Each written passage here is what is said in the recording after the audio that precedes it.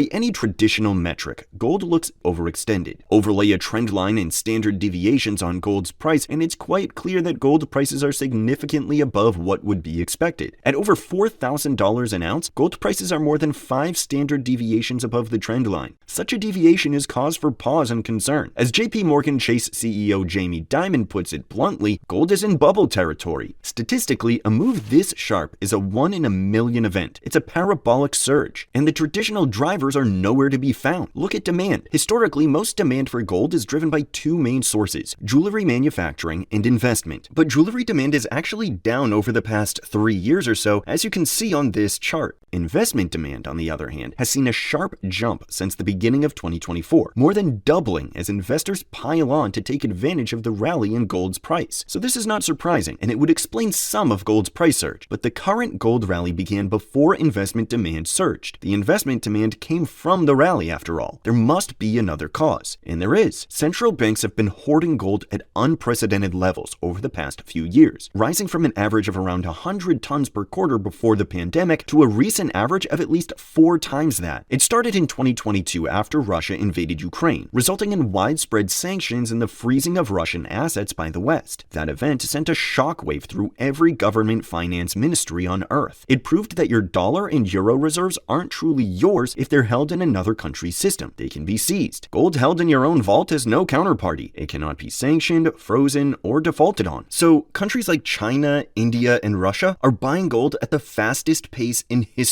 This chart shows China's gold stock level since 2009. Notice the explosive growth in gold stocks beginning in 2024 and skyrocketing earlier this year. In fact, it looks likely that global central banks could soon hold more gold than US dollars. As you can see on this chart, this isn't an investment, it's de-dollarization. It's a global rush to acquire a neutral reserve asset. The old rules that said gold should be $2,000 are dead. The new buyers, central banks, provide a massive new floor for the price.